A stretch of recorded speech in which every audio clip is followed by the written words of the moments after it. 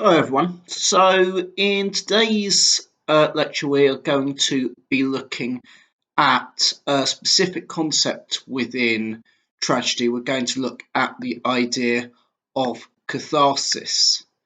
So catharsis is a term which is used a lot when we're describing tragedy. It's tragedy's ultimate end goal. It's the effect that tragedy intends to create. In its use when talking about theatre, and it has more than one use. It's a word which describes both an emotion and an absence of emotion, or to think of it in terms that the ancient Greeks would have considered it, the purging of emotions. To put it very simply, it's a sense of relief. Those of you who've witnessed a loved one suffering and dying slowly and in pain will recognise, even if it's painful to admit to yourself, that sense of relief at the moment that they die. You've suddenly been afforded the space to now process their death and to grieve, freed from the uncertainty of when the blow will fall. We experience lesser versions of this freedom regularly. When we leave a cinema blinking into the light after a particularly unpleasant horror film, when a car comes to the stop and the restraints release at the end of a multi-inversion roller coaster, when we arrive on land after a long and grueling sea crossing.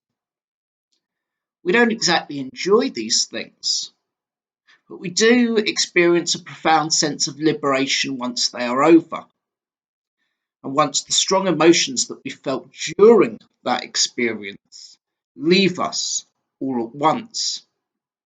And that emotional relief is catharsis. Aristotle first introduces catharsis in the term which we use it now in his book Poetics in 335 BC. Praising it is week 5 of the pre-joining tasks. It has an earlier medical definition which relates to bloodletting. The Greeks, and indeed much of medicine after them, believed that certain medical complaints were held within blood, and the way of treating those medical complaints would simply be to remove some of the blood in a controlled manner. This wouldn't be considered good medical practice now, but anyone who's ever given blood could attest that the lightheadedness associated with giving blood isn't an unpleasant feeling. It might seem to work as medicine, even though we now know it doesn't. And so catharsis then is a humorously chosen metaphor.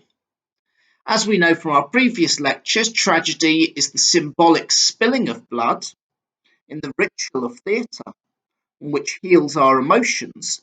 The word best used to describe that effect describes the literal spilling of blood in medicine, which heals our body.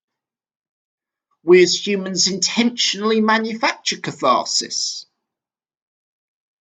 If you think about the lift hill, for example, on one of those roller coasters I've earlier alluded to, there's a point at the very top, as the track stretches out in front of you, where the car pauses.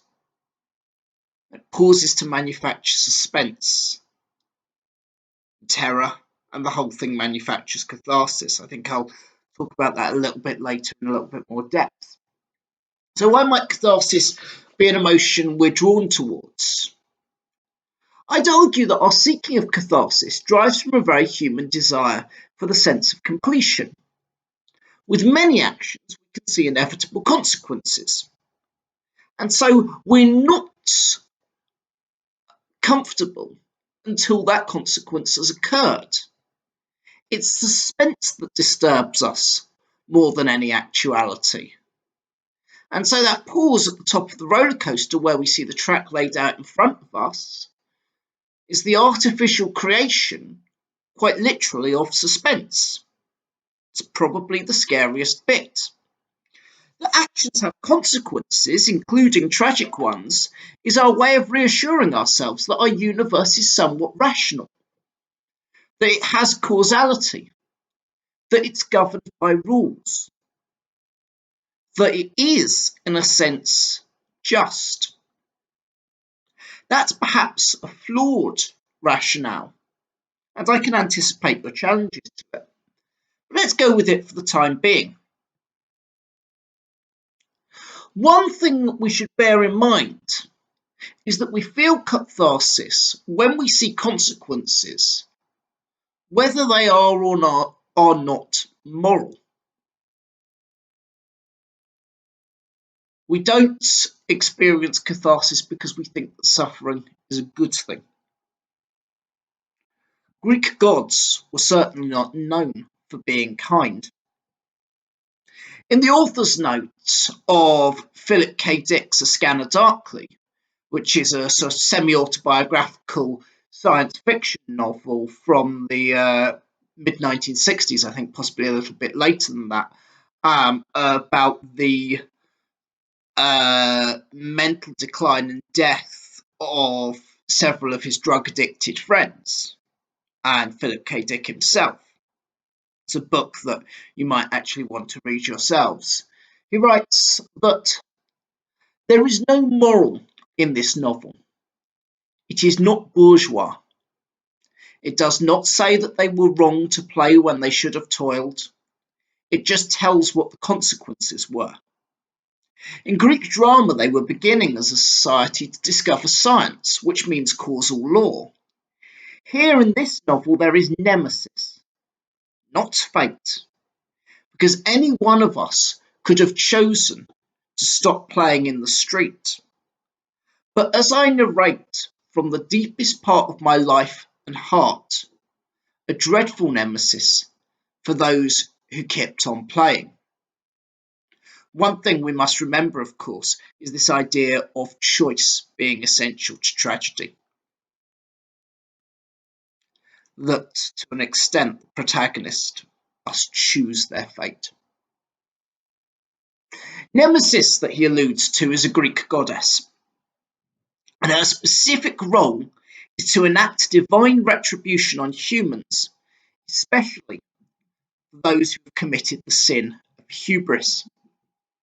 Hubris is human arrogance. It's specifically the arrogance of assuming that you do in some way match the gods, or are equivalent to the gods, or have godlike characteristics, or should be treated as though you are one. In Aeschylus's Agamemnon, the titular character shows hubris when he walks on the red or purple, depending on which translation of Agamemnon you've got, the red or purple carpet into his palace at the urging of his wife Clytemnestra. You might think that you can see a parallel with Macbeth there. You're not wrong. Greeks viewed hubris as being a particularly Persian trait. The Persian king would have had people prostrate themselves. The king at this time is either Xerxes or Cyrus. This is through the Persian Wars. Would have had people prostrate themselves before him in a way which would have been considered antithetical to Greek rulers. Remember, Athens is a democracy, but not all of Greece is democratic. Sparta has two alternating kings, one a king of war and one a king of peace. They're from two ruling families of Sparta, and the families actually comprise an awful lot of the Spartan citizens, and who is king at any given time alternates, and it alternates on a rota system. So you can see the idea, even of non-democratic states, the idea of democracy, of some level of equality, is built into Greek conceptions of leadership, even with their non-democratic leaderships.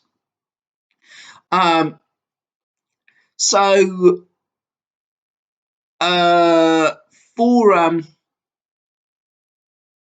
for Persians, it was completely different. People would prostrate themselves in front of the Persian king. The kings would be considered god kings. And it's a sensible vice for the Greeks to be wary of. Because when you believe you're godlike, you begin to make mistakes.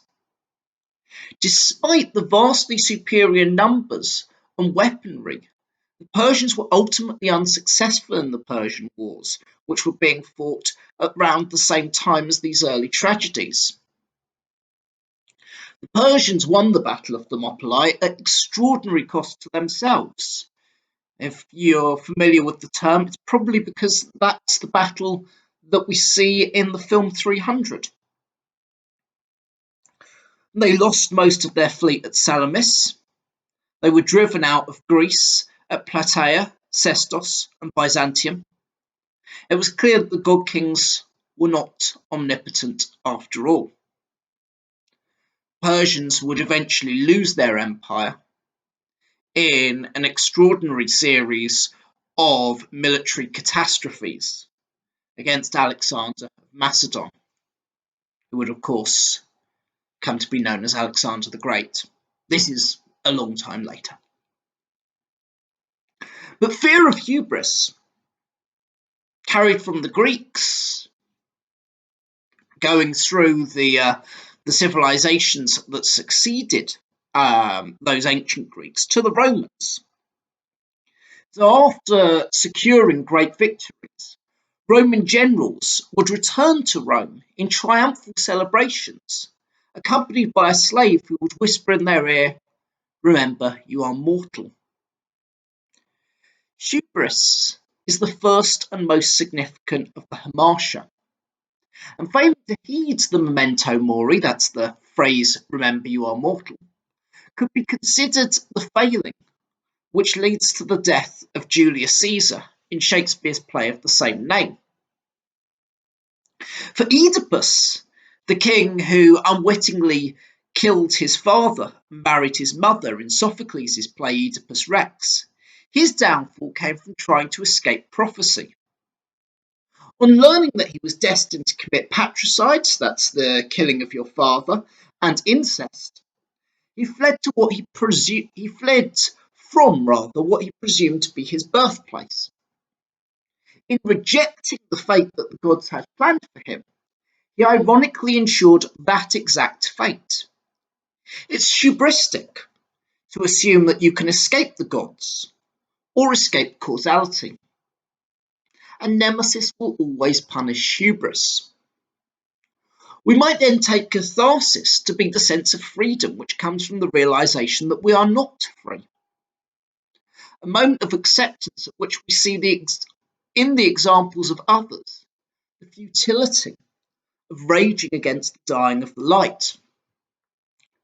Catharsis then could be the recognition that we are, all of us, however mighty, ultimately small and insignificant creatures, living short lives of moment-to-moment experiences, of which the perverse pleasure of watching tragedy is but one. Thank you very much.